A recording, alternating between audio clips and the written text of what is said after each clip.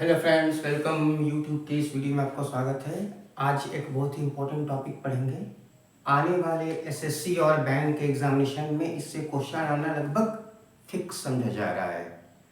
अभी हालिया दिनों में भारत और पाकिस्तान के बीच में जो विवाद शुरू हुए हैं और पाकिस्तान में जिस तरह से हरकत की है उसको किसी भी तरीके से सही नहीं ठहराया जा सकता है और भारतीय सेना इसका जवाब दे रही है और आगे भी देगी। तो अभी एक प्रश्न ये बन सकता है कि भारत और पाकिस्तान के बीच में जो सीमा रेखा है, जो बाउंड्री है, उस बाउंड्री को क्या कहा जाता है। हम तो जानते हैं कि अंतर्राष्ट्रीय सीमा होती है देशों के बीच में, लेकिन भारत और पाकिस्तान के संबंध इतने कॉम्प्लिकेटेड रहे हैं पिछले दिनों से, राष्ट्र निर्माण से, कि सीमा विवाद एक अनिवार्य सा तत्व बन गया है ना। तो भारत और पाकिस्तान के बीच में जो सीमा रेखा है उसमें हम एक नाम सुनते हैं LOC, लाइन ऑफ कंट्रोल, है ना। तो ये ध्यान में रखिएगा कि LOC, line of control, Jammu and Kashmir में है ना। अन्य राज्य में LOC नहीं बोलते हैं, केवल जम्मू कश्मीर में LOC बोलते हैं, जो कि कश्मीर के क्षेत्र को अलग करता है। एक तो इधर जो पाकिस्तान ऑक्यूपाइड कश्मीर है ना, और हमारे अधिकार वाला जो कश्मीर है उसके लिए एक ये अस्थायी लाइन है।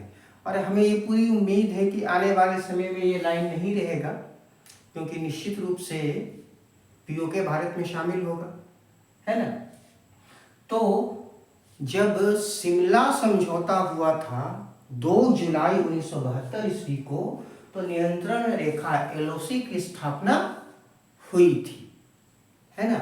और उस शिमला समझौते पर प्रधानमंत्री श्रीमती इंदिरा गांधी और पाकिस्तान के प्रधानमंत्री जुल्फिकार अली भुट्टो ने सिग्नेचर किया था, ठीक है। अच्छा, अब यहाँ पर ये ध्यान में रखिएगा कि भारत और पाकिस्तान के बीच में गुजरात, राजस्थान और पंजाब ये अंतर्राष्ट्रीय सीमा बना रहे हैं। ये जम्मू कश्मीर वाला सीमा अंतर्राष्ट्रीय सीमा कहाँ से हो गया? ये तो लाइन ऑफ कंट्रोल है और उस क्षेत्र पर POK पर हमारा अधिकार है और निश्चित रूप से आने वाले समय में होगा। तो अब यहाँ पर एक बात ध्यान में रखिएगा कि पंजाब और राजस्थान केवल स्थलीय सीमा बनाते हैं, जबकि गुजरात स्थलीय के साथ साथ जलीय सीमा भी बनाता है ना, वाटर बाउंड्री भी बनाता है। दक्षिणी गुजरात और पाकिस्तान का जो दक्षिण वाला पार्ट है सिंध, दक्षिणी सिंध के मध्य में sir creek 24 degree parallel line जो है वो एक सीमा है। तो कभी कभी एग्जामिनेशन में ये पूछ दिया जाता है कि भारत के कितने राज्य पाकिस्तान के साथ स्थलीय सीमा बनाते हैं, है ना। तो अंतर्राष्ट्रीय सीमा की जब बात करें तो पंजाब और राजस्थान स्थलीय सीमा बना रहे हैं, जबकि गुजरात जो है वो स्थलीय के साथ साथ जलीय सीमा भी बना रहा है। यहाँ पर आप एक बात ध्यान में रखिएगा कि ये जो पंजाब है वो सबसे लंबी बाउंड्री बनाता है ना। पंजाब 1170 किलोमीटर की, माफ करिएगा, राजस्थान 1170 किलोमीटर की बाउंड्री बनाता है और सबसे कम बाउंड्री पंजाब बनाता है। भारत का पंजाब और पाकिस्तान के पंजाब के बीच में ये 425 किलोमीटर का बाउंड्री है। और जबकि गुजरात का पाकिस्तान के साथ जो सीमा साझा होता है वो 512 किलोमीटर का है। ये जो अंतर्राष्ट्रीय सीमा का जो निर्धारण है, इंग्लैंड के वकील सर सिरिल हेनरी रेडक्लिफ ने निर्धारित किया था। आज़ादी के बाद बंटवारे के समय सीमा निर्धारण के लिए उनको बुलाया गया। वे इंग्लैंड के एक वकील थे, ये ध्यान में रखिएगा। ये एग्जामिनेशन में क्वेश्चन पूछा गया है कि सर हेनरी रेडक्लिफ कौन थे, तो एक वकील थे और उनका किसी भी भारतीय नेता, कांग्रेस के किसी भी नेता और मुस्लिम लीग के किसी भी लीडर के साथ उनका कोई संबंध नहीं और कभी वो भारत पहले आए भी नहीं थे। इसी कारण से एक निरपेक्ष व्यक्ति के रूप में उनको चुना गया था। ठीक है। और ये जो सीमा बनाई गई वो 17 अगस्त 1947 को उसको वैधानिक मान्यता प्राप्त हुई। ठीक है। तो जब हम नियंत्रण रेखा की बात करते हैं तो हमारा जो यूटी जम्मू एंड कश्मीर है वो वो तो सबसे नॉर्थ में हो गया, आप देख रहे हैं सबसे नॉर्थ में। तो वो जो है वो एलओसी बनाता है, जबकि एक और यूटी जो है लद्दाख वो भी पाकिस्तान के साथ बाउंड्री साझा करता है। ठीक है। तो यहाँ पर एलओसी से लेकर के गुजरात में सरक्रीक तक भारत और पाकिस्तान के बीच में एक सीमा बन रही है, जिसमें 2 यूटी शामिल है और पंजाब, राजस्थान और गुजरात 3 राज्य शामिल हैं। ठीक है। अच्छा, अगर हम थोड़ा और विस्तार से जाएं तो आपको पता है कि सियाचिन का क्षेत्र भारत के अधिकार में है। सियाचिन से होकर के काराकोरम हाईवे गुजरता है।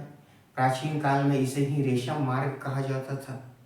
और भारत सरकार को ये पता चला कि पाकिस्तान और चाइना के बीच में कुछ ऐसी मंशा है कि उसको अधिकार कर ले, इसलिए भारत की सेना ने 1984 में ऑपरेशन मेघदूत चलाया और ऑपरेशन मेघदूत चला करके सियाचिन ग्लेशियर पर अधिकार कर लिया, है ना। और ये दुनिया का सबसे ऊंचा युद्ध मैदान है, ये ध्यान में रखिएगा, दुनिया का सबसे ऊंचा युद्ध मैदान है। तो यहाँ पर जो सबसे नॉर्थ में है वो वास्तविक, इसको मैं अंग्रेजी में बता देता हूँ, एक्चुअल ग्राउंड पोजीशन लाइन कहा जाता है। सियाचिन ग्लेशियर में जो सीमा बन रही है वो एक्चुअल ग्राउंड पोजीशन लाइन कहा जाता है, जो 110 किलोमीटर लंबी है। ठीक है। और उसके बाद भारत और पाकिस्तान के बीच में जो सीमा से संबंधित समझौते हैं, जो मैं अभी बतला चुका आपको, शिमला समझौता, उसको ध्यान में रखिएगा, ये आपको आने वाले एग्जामिनेशन में पूछे जा सकते हैं। सीमा पर कई तरह के समारोह का आयोजन किया जाता है ना। आपने देखा होगा कि बाघा बॉर्डर पर समारोह होता है। ये बाघा जो है वो पाकिस्तान के पंजाब में एक गांव का नाम है ना। और अटारी जो है वो भारत के अमृतसर में है। तो बाघा अटारी बॉर्डर पर 1959 में समारोह शुरू हुआ था। वर्तमान समय में पाकिस्तान रेंजर्स और बीएसएफ जो है इसमें पार्टिसिपेट करती है, जिसमें शाम के समय दोनों देश के ध्वज को उतारा जाता है ना। और काफ़ी लोग इसको देखने आते हैं। 2011 ईस्वी में महिला बीएसएफ कर्मियों को भी इसमें शामिल किया गया था। ठीक है। इसके अलावा हुसैनी वाला समारोह जो है वो फिरोजपुर में होता है, जो कि हमारे पंजाब में है। उसके अलावा सादकी समारोह ये फजीलका में आयोजित किया जाता है, जो कि भारत के पंजाब में है।